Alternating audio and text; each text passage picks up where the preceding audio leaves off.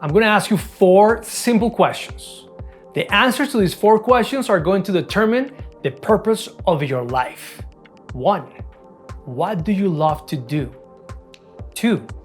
What are you good at? 3. What does the world need? And 4. What can you be paid for? These 4 questions will help you find your Ikigai. My what? Ikigai is not a who, it's a what. If you find Ikigai, you will find fulfillment in life, purpose in life. Stay with me for the next few minutes. Let's find Ikigai. Let's roll.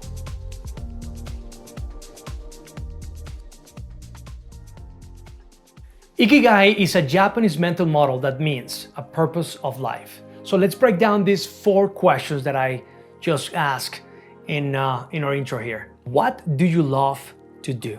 Think about this for a moment. When you were a kid, your parents, family, friends, the people around you sort of told you what to do. What would be the purpose of your life? You should be a doctor. You should be a lawyer. You should be an engineer and whatnot. But you really never had a chance to find out what you truly love. And I think as humans, we spend our lives looking for that thing that we love.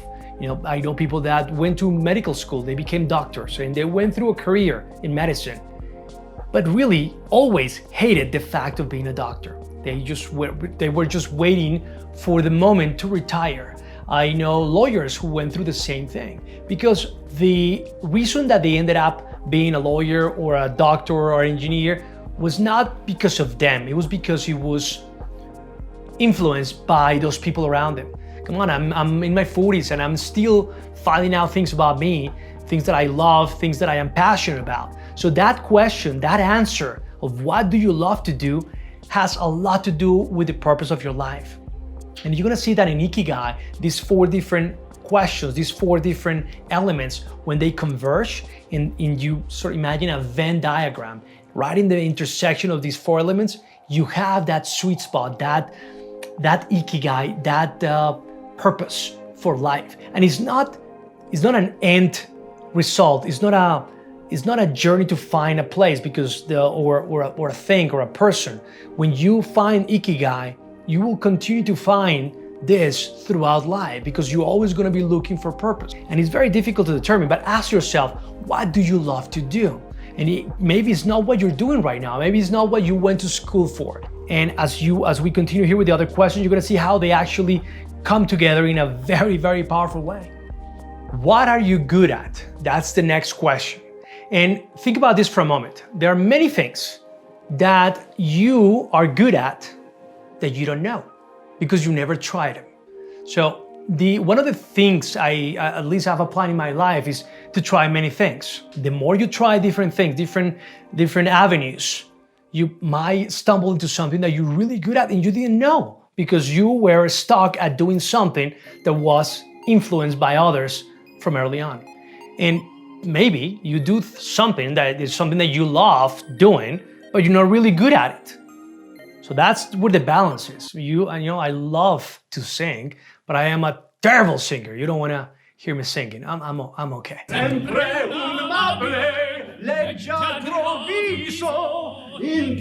But I love to do it, but that's not my thing. But there are a few things that I have discovered in my life that I didn't know I was really good at it. And I'm working on that, and that becomes a passion. And then now you combine that passion of what you love to do with something that now you know you're good at. And that combination, along with the other 2 that we're gonna talk about in a moment, are just incredibly powerful.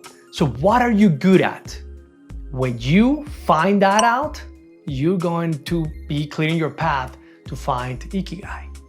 What the world needs. I'm not talking about the world as a whole. I'm talking about a group of people, a community, a city, a county, a state, a country, an audience. If you find what the audience wants and you give it to them, it's a powerful thing. So, just to recap, what do you love to do? What are you good at? And what the world needs. You see how that starts coming together? So if you start answering those questions and they come to a common place, to an intersection, then you really are finding that purpose for your life. The fourth question is a kicker because it's what can you be paid for? Think about this. I mean, you could be a phenomenal origami maker. You make origami and you might be really good at it. But finding an audience, a group of people that will pay you to make origami is going to be hard. So it's going to be very difficult to make money out of your passion of making origami. Maybe, I'm sure there's an exception out there, someone who makes millions making origami, doing origami. So I don't know. But my point is that you need to find that balance between what you love, what you're passionate about, what you're good at, and what you can be paid for. So when you find that audience and you give it what they want, that's the recipe for success. That's the recipe for purpose. So think about this. You could be a drug dealer, and a drug dealer makes a lot of money. So he's getting paid for that. Maybe they want it. Some audience might want that. They don't need it. It's different. And is this what you love? You really love to sell drugs out there? Probably not. You ended up doing this because that's where life took you. So it wasn't your choice. Initially, it wasn't your passion. It wasn't what you love to do. But now it's a way for you to make money. And like this, I could give you a dozen of examples of people that make money doing something that they don't love or they're not really passionate about or something the world doesn't need. And they lack that purpose in life and they struggle with that. We all do. So I think it's part of that process of finding out what I want, what I really want to do, what I love, what the people need out there, and what I can be paid for. Okay. So Ikigai is going to help you find happiness and purpose in life, right? But how do you apply this to your life, to your today, right now? Well, one way to do it is this. Rate your life choices against the answers to those questions. What are the choices that you've made in your life that brought you to this point? What choices are you making right now? And rate those against the answers to those questions. Are the choices that you have made or that you're making right now are in line with the answers to those questions? What you love, what you're good at, all that stuff.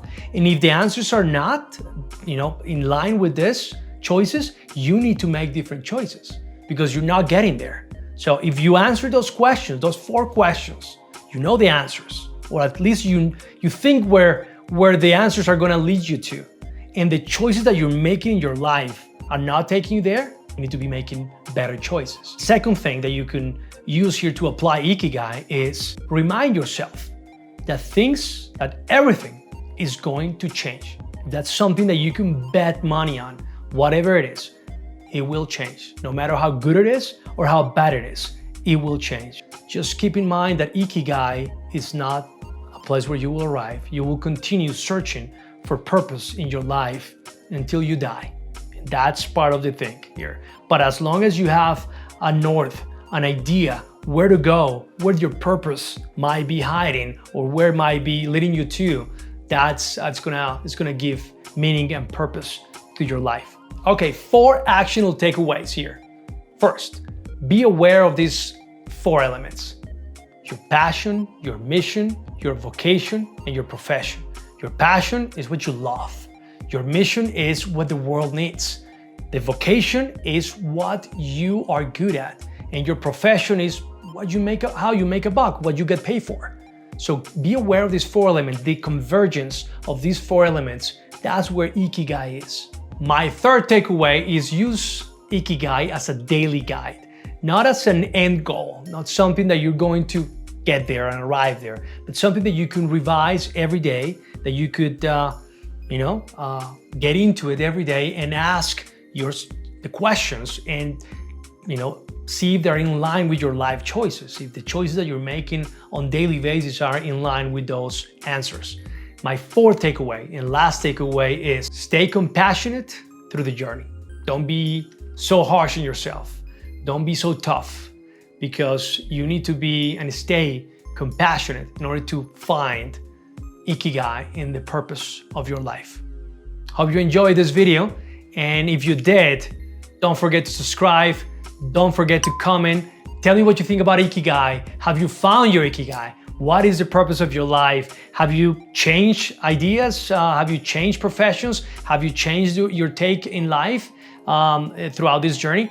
That would be fantastic to hear. So don't forget, like, subscribe, and comment. See you in the next one.